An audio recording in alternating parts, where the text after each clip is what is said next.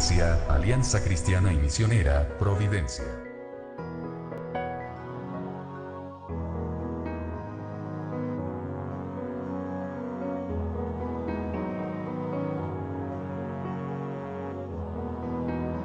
Les esperamos en Avenida General Bustamante 60, Providencia. Síguenos en Así Providencia.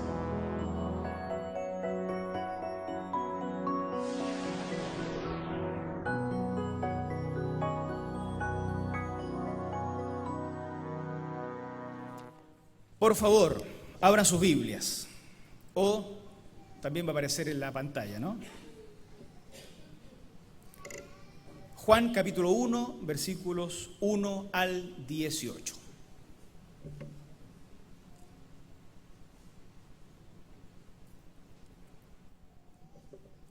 Ya ha sido leído, vamos a repasarlo de nuevo en la medida que avanzamos en esta reflexión.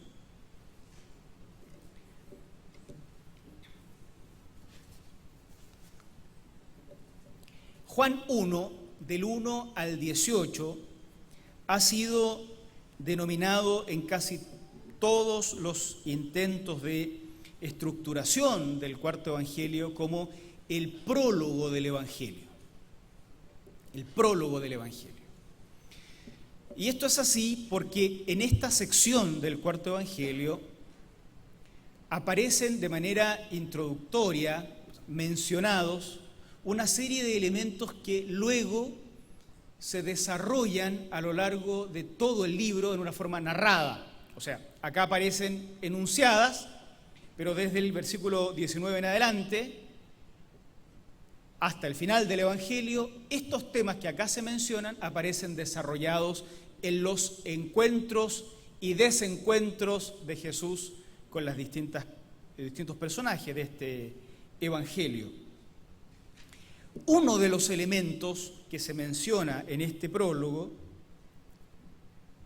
es el de la misión de Jesús. Hoy es día de misiones. Hemos hablado de misiones, hemos ofrendado para las misiones, está la caracterización de nuestros hermanos y también vamos a reflexionar en torno a las misiones. Uno, de estos elementos es el de la misión de Jesús, que por una razón que acá no vamos a tener el tiempo de conversar, aparece contrastada con la misión de Juan el Bautista.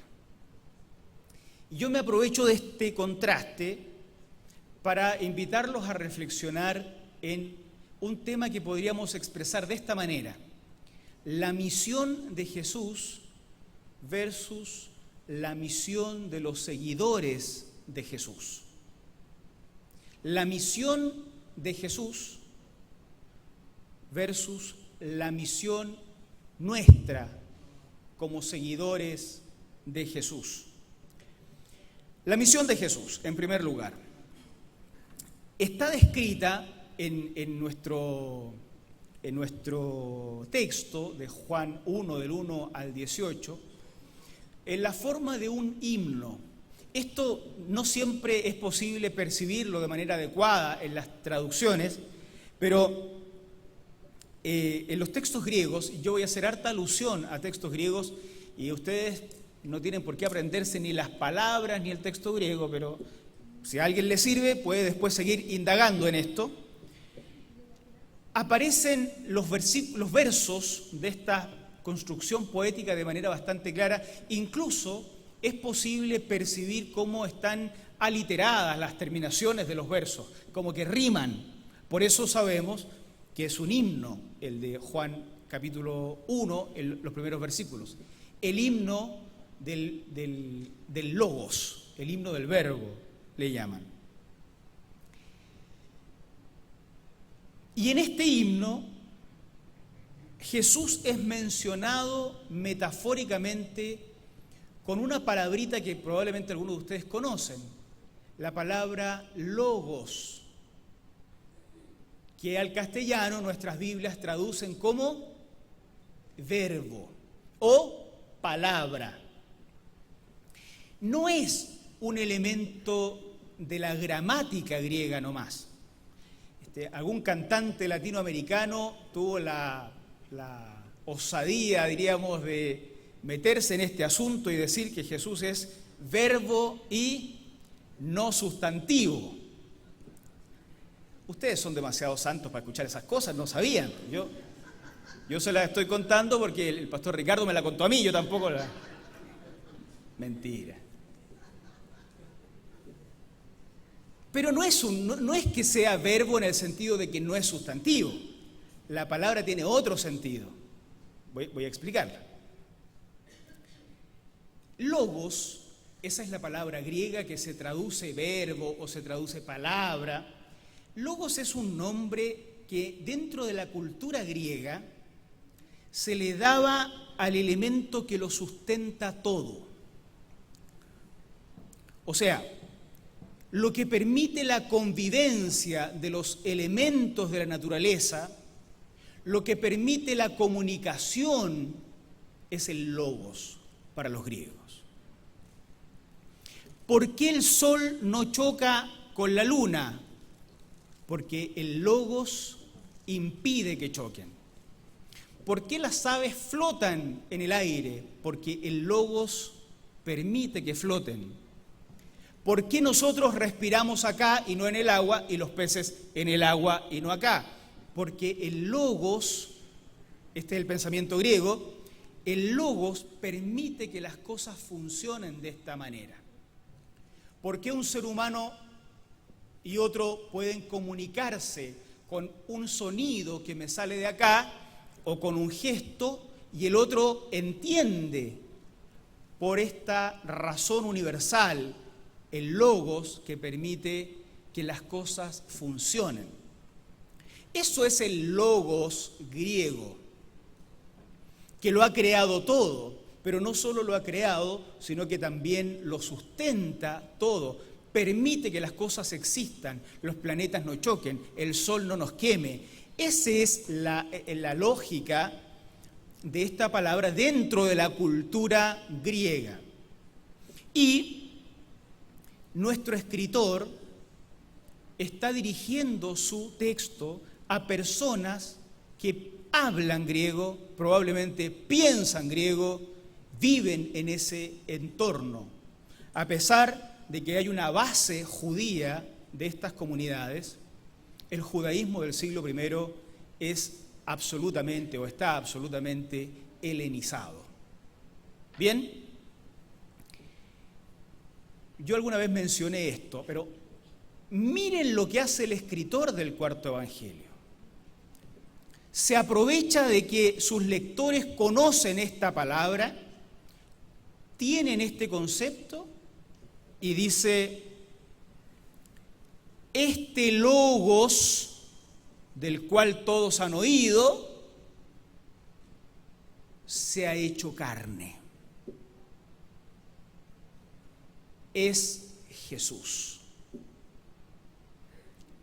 Se apropia de un concepto de la filosofía griega, se apropia de un concepto de las religiones de la época, se apropia de esto y, usando eso, explica quién es Jesús. A veces nosotros nos quejamos un poco de que se usen conceptos tan seculares para explicar el mensaje cristiano, pero es esto exactamente lo que hace nuestro autor. Los lectores de la Biblia recordarán lo que hizo Pablo en otra ocasión. ¿Se acuerdan que está caminando en una plaza, en un ágora, y se encuentra con las estatuas o los monumentos que hacen los religiosos griegos a sus dioses? Y por si acaso, para no ofender a algún dios al que no conozcan, hacían una estatua al dios no conocido. ¿Qué hace Pablo? Va caminando por ahí y le dicen: bueno, este Dios al que ustedes no conocen es el Dios al que yo les vengo a predicar.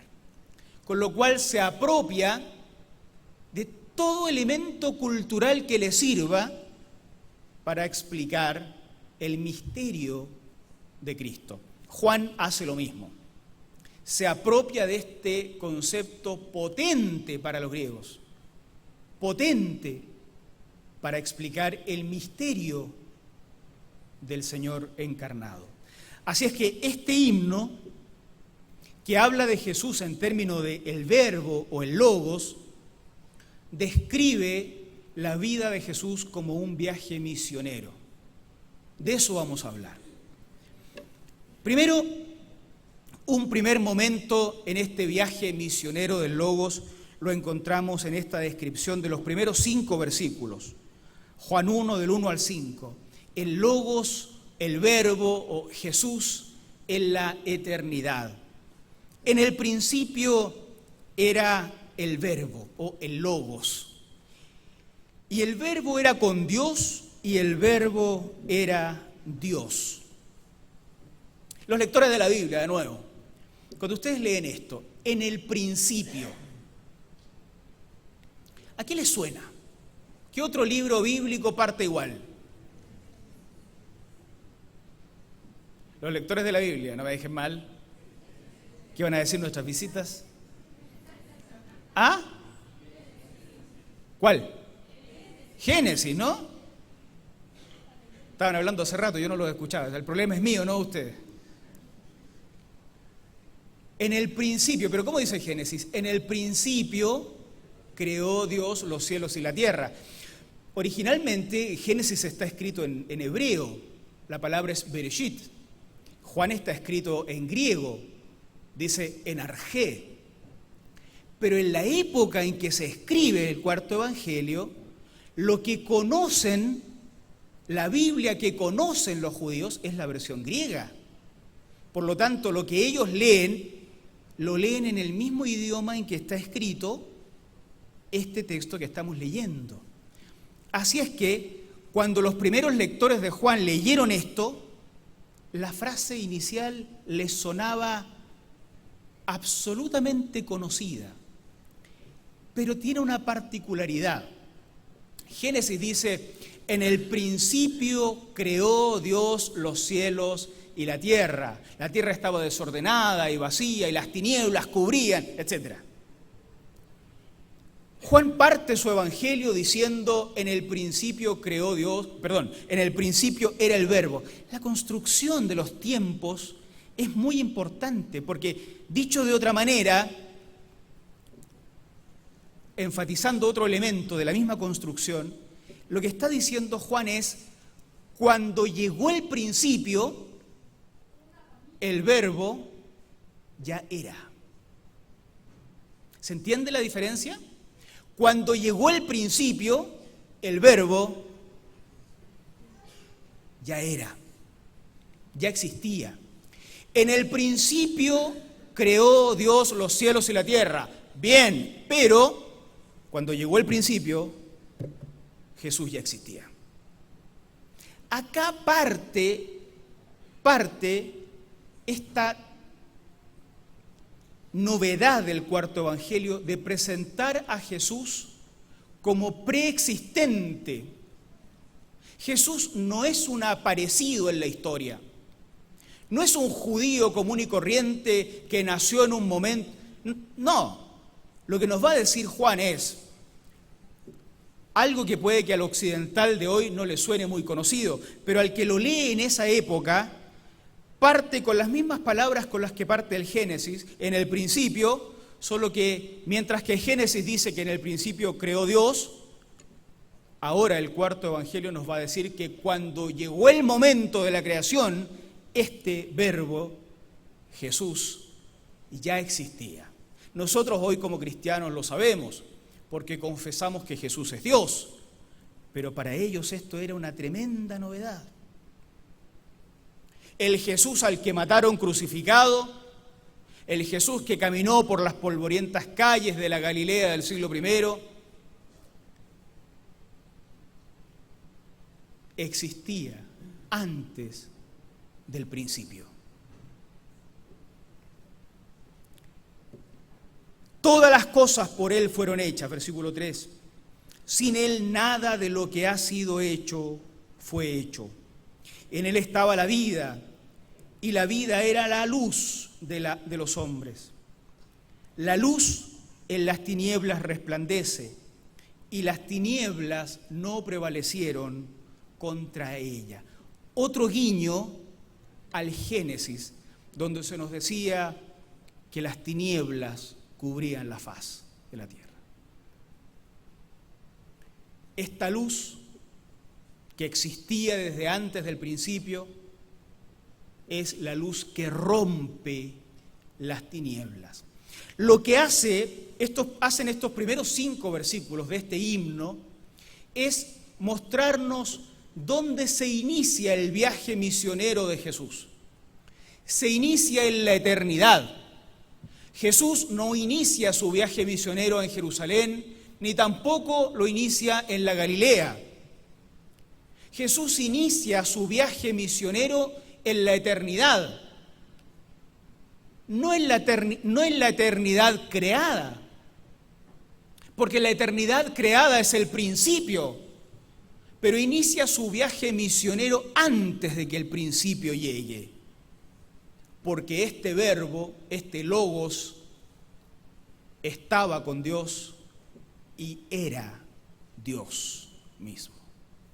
Ese es el primer estadio o la primera etapa de este peregrinaje de Jesús en la misión. Pero no se queda en la eternidad. Este Jesús como misionero, déjenme decirlo de esta forma momentáneamente, este Jesús como misionero que está en la eternidad, antes de que existiera todo esto, no se queda en la eternidad. En los versículos 9 al 14 se nos expresa esto. Aquella luz verdadera que alumbra a todo hombre venía a este mundo. En el mundo estaba, el mundo por él fue hecho, pero el mundo no le conoció. A lo suyo vino y los suyos no le recibieron. Mas a los que le recibieron, a los que creen en su nombre, les dio potestad de ser hechos hijos de Dios, los cuales no son engendrados de sangre, ni de voluntad de carne, ni de voluntad de varón, sino de Dios.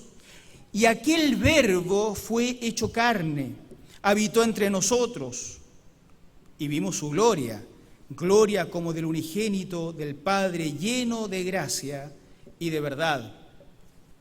Esa luz venía al mundo y el mundo no le recibió.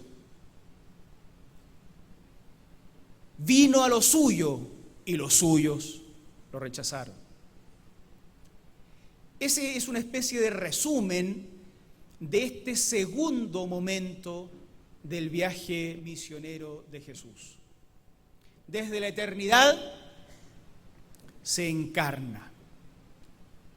La luz que ilumina a todo hombre venía a este mundo. Y el versículo 14 es notable. Aquel verbo, aquel logos, se hizo carne. A nosotros esto nos suena de lo más natural y escuchado muchas veces probablemente. Pero dentro del pensamiento griego, y el escritor lo sabía muy bien, así es que esto es notoriamente provocador en la época. Dentro del pensamiento griego estaba esta idea. La materia, toda la materia, es esencialmente mala, perversa. Y el espíritu, lo intangible, es esencialmente bueno. Entonces, si había algo imposible para el pensamiento griego, es que el logos tomara carne, pues. Ya esto le valía una persecución de Padre y Señor mío al escritor de esto. Y él dice, el verbo, imagínense la gente que conoce este concepto, la gente que cree en el logos, porque los griegos creen en esto. Muchos de estos de los primeros lectores son judíos, pero son judíos de habla griega, y entienden esto, han oído hablar del logos.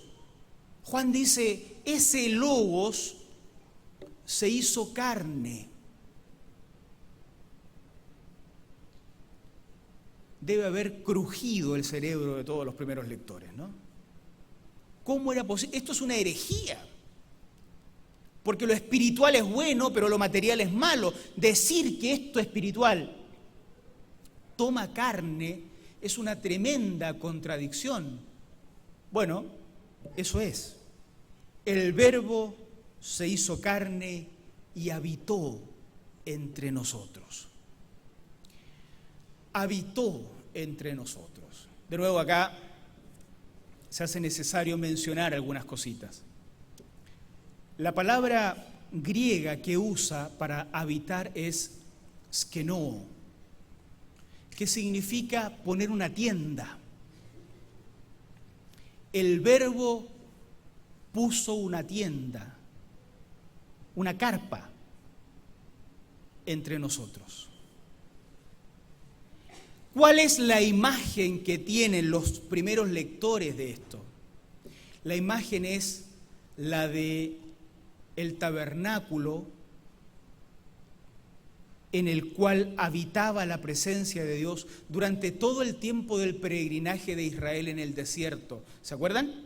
Los hebreos también usaban una palabra para eso, la palabra hebrea Shekinah, que significa la presencia o la morada de Dios entre su pueblo. Este Dios de Israel caminaba con ellos en una tienda mientras ellos peregrinaban 40 años en el desierto. Lo que está haciendo Juan es apropiarse de esta imagen y decir, esa presencia de Dios en la tienda hoy es Jesús. El Verbo se hizo carne y puso su tienda entre nosotros. Se vino a vivir acá y caminó entre nosotros. Los profetas de Israel dijeron frecuentemente al pueblo, ustedes son privilegiados. ¿Qué otra nación puede decir que su Dios camina con ellos? Y claro que es así. Hay religiones hasta el día de hoy, hermanos, que si les quitas su libro sagrado se destruyen, que si les quitas la existencia de su profeta se destruyen. Pero el cristianismo no se funda ni en un libro sagrado ni en un profeta, sino en la presencia actual y real de Jesucristo entre nosotros. La fe cristiana se funda en el Dios vivo y presente, que puso su tienda y se vino a vivir con nosotros. Les rompía la cabeza esto a los primeros lectores. Se hace carne, ya era incomprensible. Y más encima, el Jesús, el hijo del carpintero, es mencionado con la palabrita que se reservaba para explicar la presencia de Dios en el Antiguo Testamento. La Shekinah en hebreo, skenoo en griego. ¿Por qué no escoge otra palabra este escritor? ¿Por qué no usa una palabra menos sagrada para describir al hijo del carpintero? Porque no es cualquier judío, porque no es cualquier ser humano. Es el Logos, es el Dios, el que lo sustenta todo, el que lo ha creado todo, el que hizo que de las tinieblas surgiera la luz, el que tomó carne y armó su carpa y se quedó a vivir acá. Esa es la segunda etapa de este viaje misionero de Jesús. Pero ¿cuál es el contenido? ¿Cuál es el objeto de su misión? Miren qué interesante los versículos 16 al 18.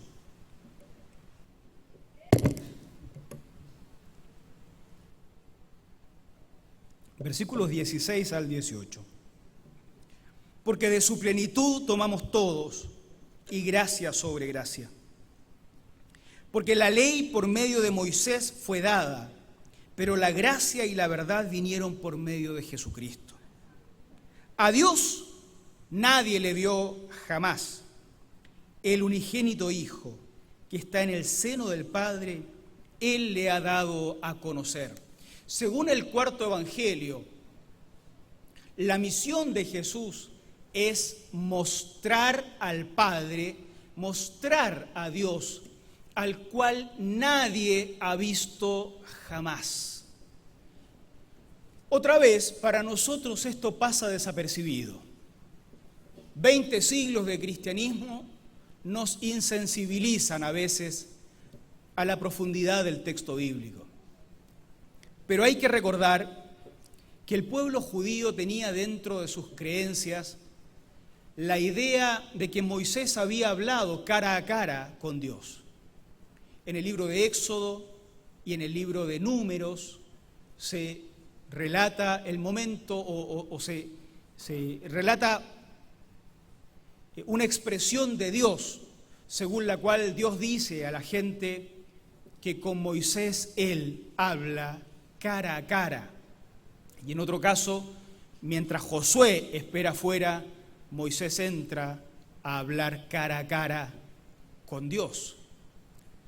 Lo que hace Juan, en otras palabras, perdónenme ustedes esta expresión, es decirle a todos ellos: ustedes nunca han entendido nada. Nadie ha visto a Dios nunca. No lo vio Moisés tampoco. Cara a cara debe significar otra cosa, cualquier cosa menos haber visto a Dios cara a cara. ¿Cuántos años de rabinismo se está echando encima de este escritor? No lo sabemos. Pero es terrible lo que está diciendo. Nadie vio a Dios jamás hasta ahora. Porque el unigénito del Padre le ha dado a conocer. Esta era la misión de Jesús, hermanos. El mundo necesitaba conocer a Dios. Los seres humanos necesitan conocer a Dios, pero no era posible conocer a Dios hasta que Jesucristo lo hace conocido. Esto está en concordancia con lo que más adelante se va a narrar, por eso digo que el prólogo se desarrolla posteriormente en otros formatos más adelante en el mismo libro. Felipe le pregunta a Jesús, le dice, como si fuera el estudiante aventajado, una petición que seguramente Felipe pensó que iba a ser brillante: muéstranos al Padre y nos basta. ¿Se acuerdan lo que dice Jesús? ¿Alguien se acuerda? Tanto tiempo que he estado con ustedes y todavía no me conocen. El que me ha visto a mí, ¿qué? Ha visto al Padre. Si a Dios nadie lo ha visto jamás, hasta ahora. Porque ahora el que ha visto a Jesús, ha visto a Dios. Esa es la misión de Jesús. Mostrar a Dios, para que el ser humano no ande buscando a Dios en los montes, para que no anden buscando a Dios en los desiertos, para que no se ande buscando a Dios en templos y en lugares sagrados, para que no se ande buscando a Dios en la interioridad de la mística. Porque cualquier intento de buscar a Dios por parte de los seres humanos está condenado al fracaso, no lo van a encontrar. ¿Dónde lo van a buscar? En las nubes. ¿Dónde vive Dios? ¿Algún pastor construyó un templo que dice acá vive Dios? No, si Dios no vive en templos hechos por manos de hombres. Como ningún ser humano podría buscar a Dios, y si lo busca no lo iba a encontrar, Dios vino a encontrarse con nosotros. Se hizo carne, hizo lo indecible, lo inimaginable. Por eso lo crucificaron, porque nadie logró entender, muchos no lograron entender de qué se trata. Se hizo carne y caminó entre nosotros, puso su tienda y se quedó a vivir entre nosotros, para que el que vea a Jesús, vea a Dios.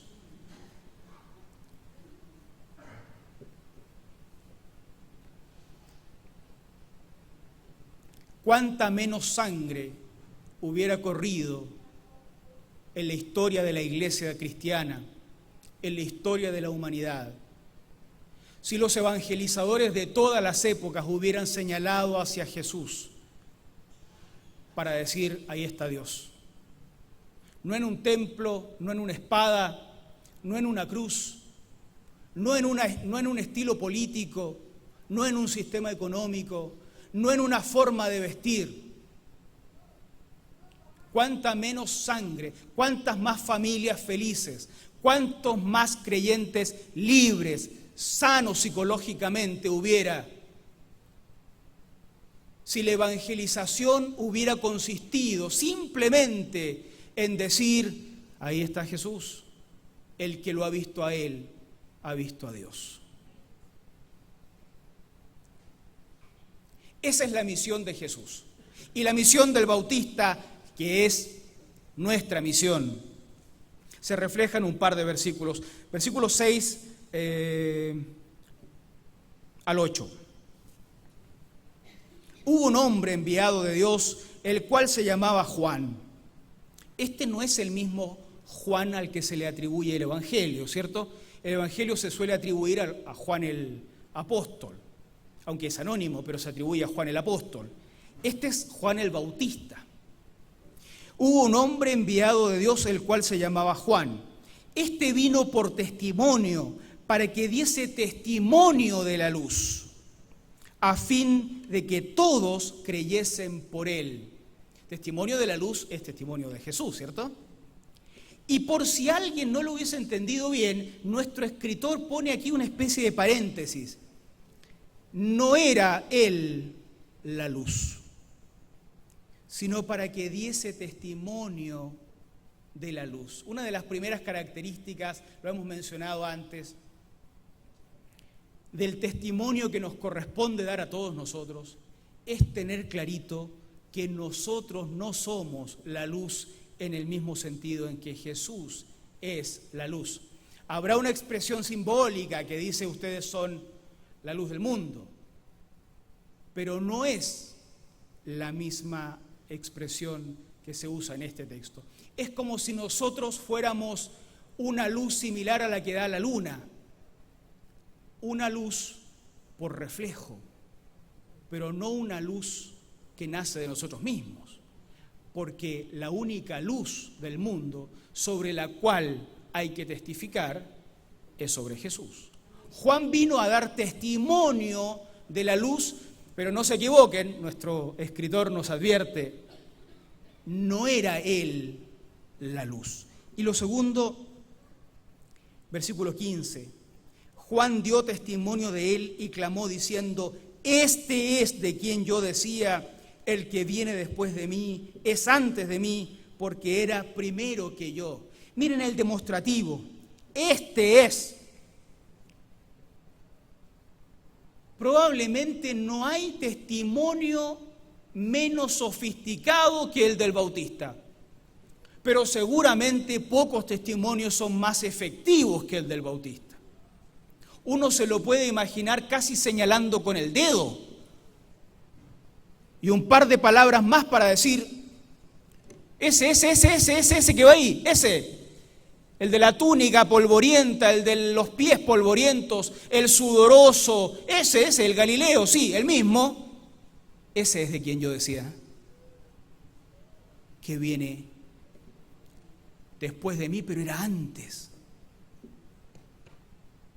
Nada más.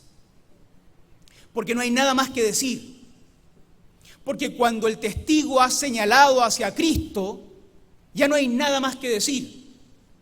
Las personas pueden ir a Cristo y con Él encontrar la luz, la salvación, la libertad, el perdón, la reconciliación. Cuando el testigo hace algo más, empieza a embarrarla, perdónenme la expresión. Cuando el testigo empieza a agregarle cositas, sí, ese que va ahí es Jesús, pero mira, tienes que ir bien vestido si vas a hablar con él, bien peinado, póngase corbata, peínese bien, píntese, pero no se pinte tanto, y ya la embarró. Si lo único que tiene que hacer el testigo es señalar hacia Jesús, Ese que va ahí es el que da salvación. Ese que va ahí es el que da libertad. Oye, pero yo soy tan pecador, tengo tan mala fama, tengo un prestigio que ni te cuento. No importa, vaya a hablar con él y arrégleselas con él, porque en él hay perdón. Conclusiones. La misión de Jesús, mostrar a Dios. La misión del discípulo, mostrar a Jesús. ¡Qué fácil! Las personas necesitamos a Dios. Nuestra sociedad necesita a Dios. Nuestra economía, nuestro sistema político, nuestro sistema de salud, nuestro sistema educativo. Nuestro mundo necesita a Dios. La gente se está matando por ideologías religiosas y políticas. La religión es probablemente uno de los elementos que la política mejor ha sabido usar a lo largo de la historia.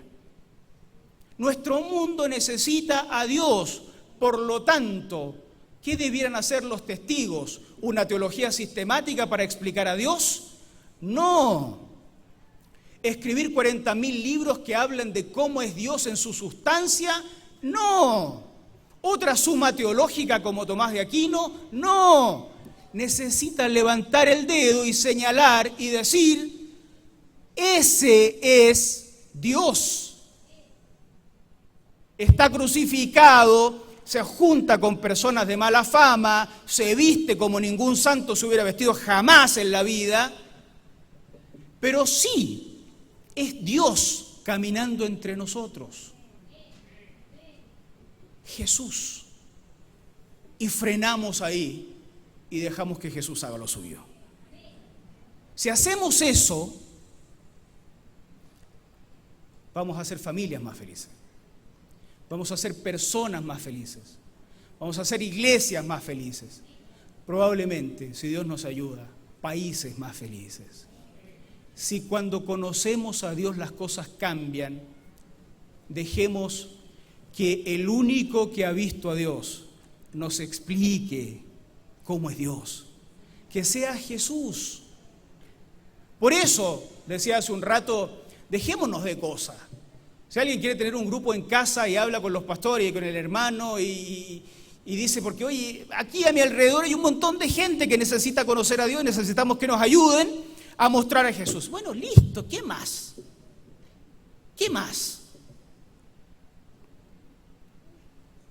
Por eso hacemos encuentro matrimonial, por eso hacemos el eje, por eso hacemos los encuentros de mujeres, por eso sostenemos la estructura de este edificio y el funcionamiento de esta iglesia.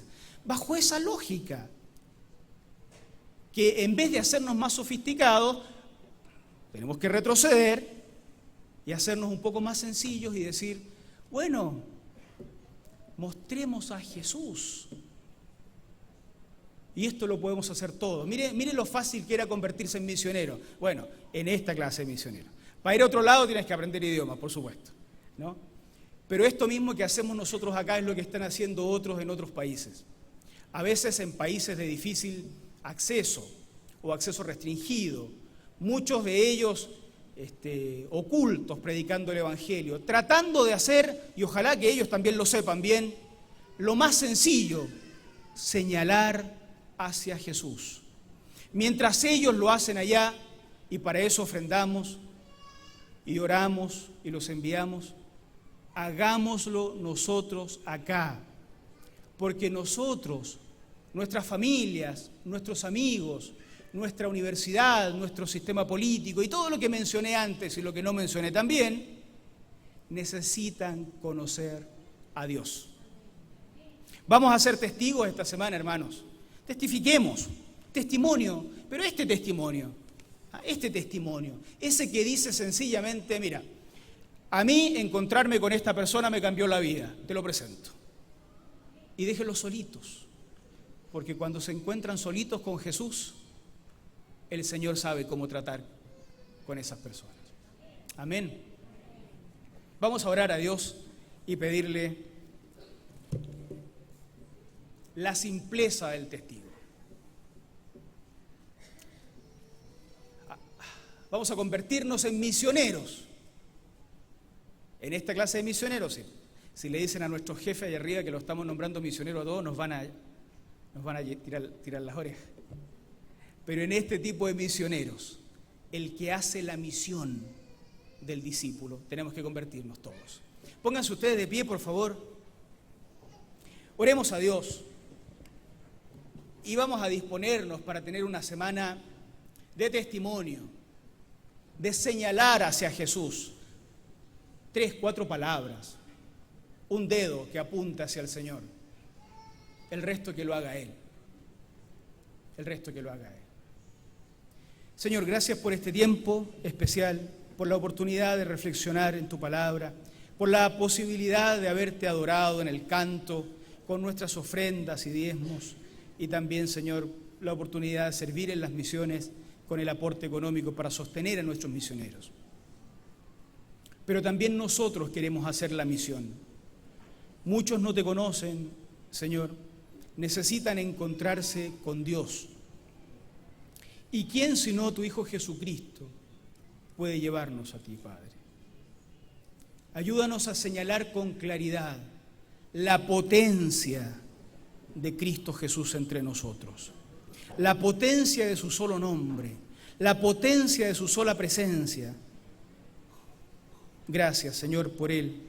Y Padre, concede que lo señalemos, ya que se quedó a vivir entre nosotros, que lo señalemos con claridad, para que muchos lleguen a ti, Señor, a través de Jesucristo. Para que haya libertad, para que haya salvación, en medio de tantos que hoy viven en tinieblas, en esclavitud. Señor, glorifica tu nombre en este día. Nosotros te reconocemos, Señor, te reconocemos, nuestro Rey, y te damos la gloria y la honra que te pertenecen, Señor. Bendícenos de regreso a casa y danos una semana llena de esta potencia del testimonio. En el nombre de Cristo Jesús. Amén. Amén. Amén. Gloria al Señor. Que tengan una linda semana de testimonio. Amén.